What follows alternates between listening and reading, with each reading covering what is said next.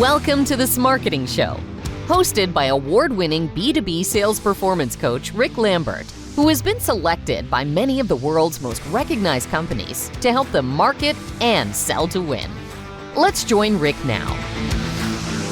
Hey Rick, welcome to the Smarketing Show. Today we're going to talk about a really popular topic, and that is leads. What's a lead? And I know marketing and sales kind of see that differently, but what are your thoughts on that? Let's get started with it. Well, I think you hit the nail right on the head there early. Sometimes marketing defines a lead as, somebody winked at you, and sales is somebody actually gave you a hug. I mean, two completely different levels of commitment. And so today, we want to talk about is all the different types of leads that people call a lead. Because I think, Melissa, a lot of our customers on the digital marketing side get tricked or confused in terms of, all these leads are coming in for somebody and why aren't we getting these? And I think there's a wide range of weighted value. And today we've got a list of 10, but back to your point, I think sales views more of a lead as actually somebody wanting to engage with you to talk about your product or service. So that may come in the form of requesting an appointment, a conversation. And as you know, Melissa, we're starting to do a lot more on the websites now of having links that may go directly to a Calendly link to book an appointment or meeting right there, or whether it's a HubSpot calendar that someone can book an appointment. But that would be the ideal lead. Although let's go through the other 10 that people consider. Yes, and some of the beginning ones, maybe a few salespeople are rolling their eyes. However, it is what it is. Let's get started. How about email opens, Rick? What are you thinking there? So just first, there's only one thing worse than a bad lead for a salesperson, Melissa, right?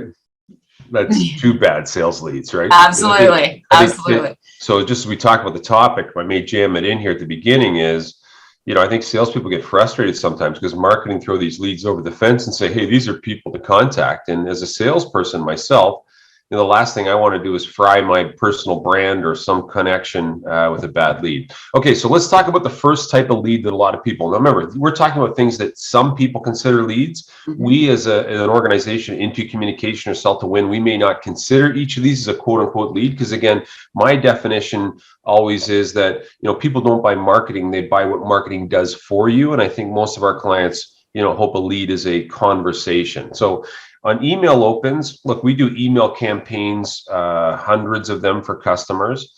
And we're able to measure, and you as a customer, if you're doing email, you can see who opened the email. So in many cases, this is seen as a trigger event that suggests someone may be interested in what you do. So the first lead would just be someone opening your email that's within an email campaign. Low level lead, but nonetheless, it is a trigger event that says, hey, maybe they're interested. Absolutely. How about email click-throughs?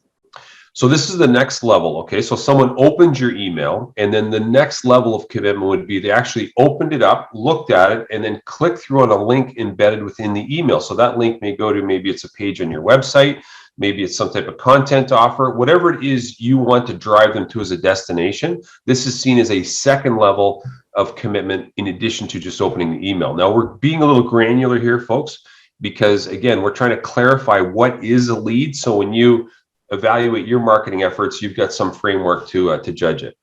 Absolutely. What about email or blog subscription?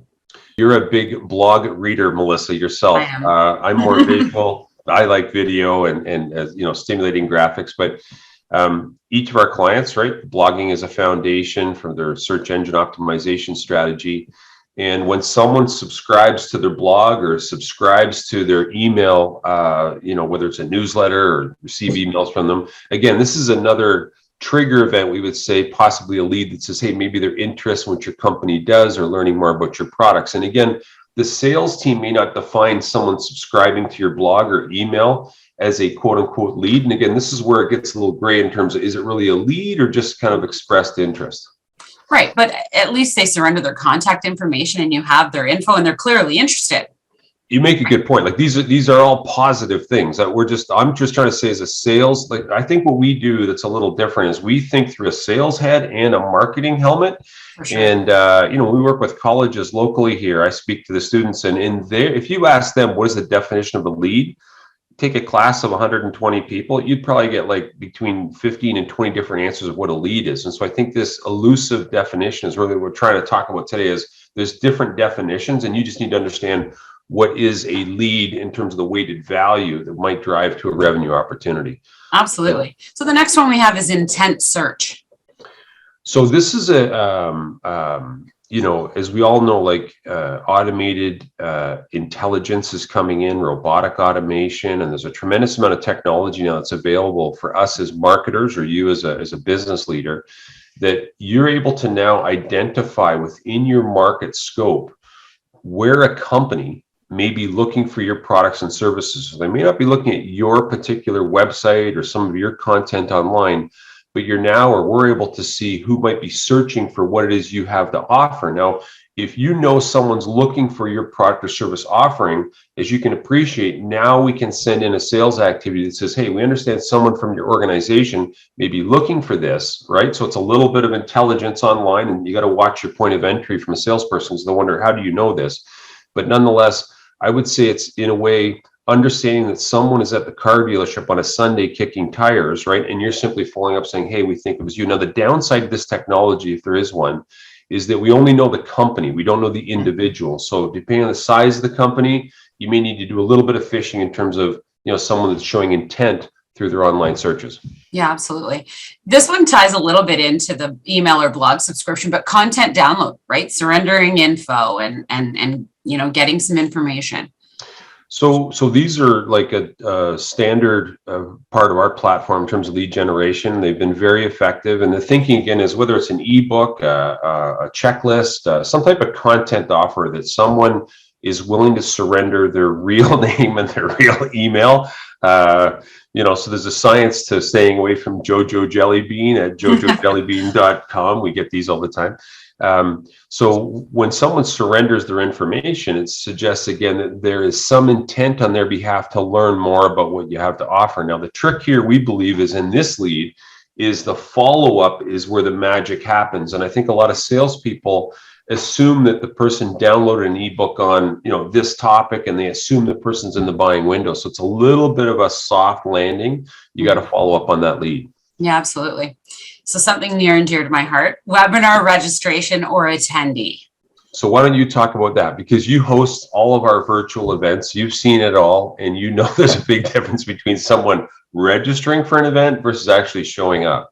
Right. I mean, when they register, they have the intention. They're interested. They want to be there, but sometimes they don't always show. And then when they do show, we can segment out, depending, the webinars we do, who attended, how long they attended for. So we know the point they dropped off, what was their interest level, or if they stayed to the end, did they fill out the survey? There's some really good information in the data after the actual webinar takes place, that we can provide.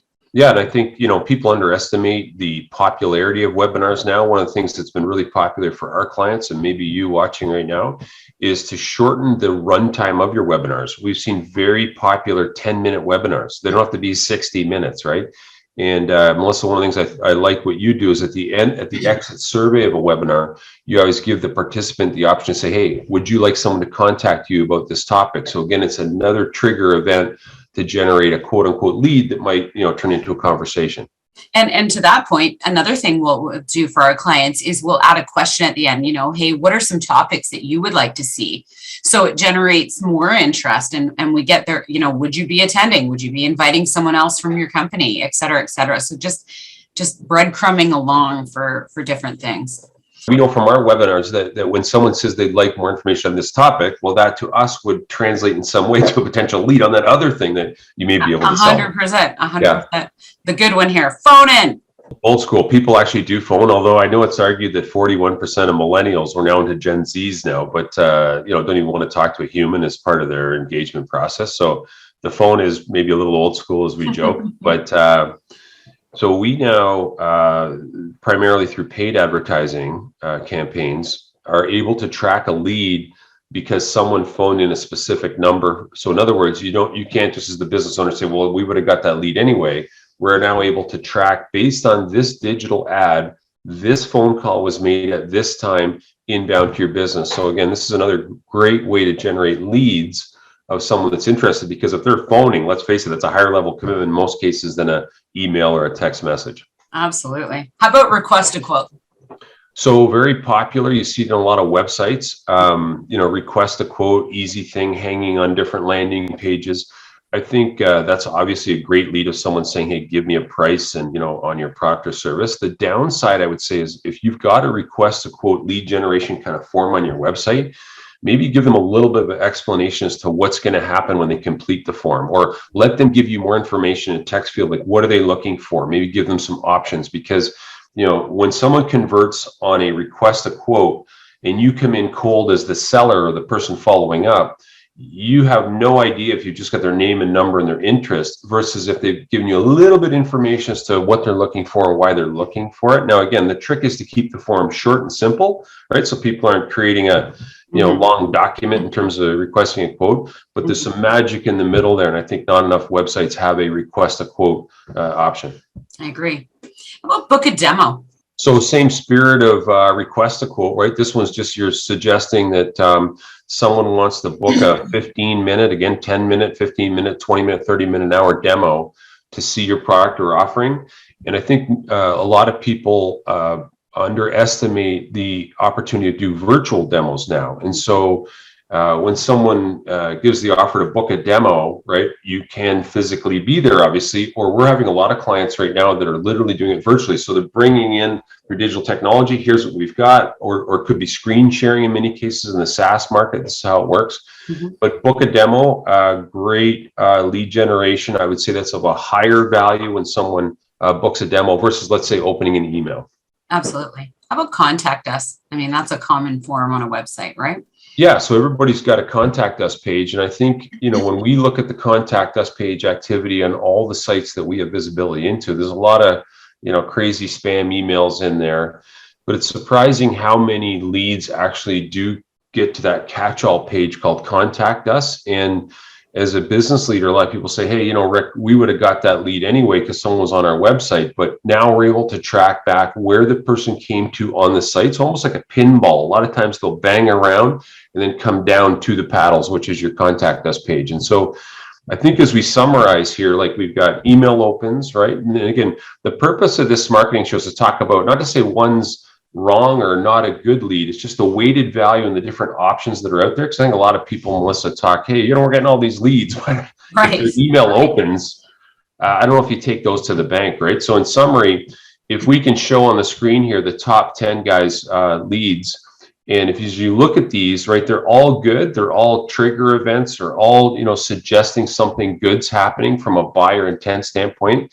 And ideally, you want to have some metrics looking at all these, because they do work together to create conversations, right? More opportunities for you to sell something. But I just think, Melissa, a lot of people are really confused. And as you said at the beginning, the sales and marketing people look at them completely different.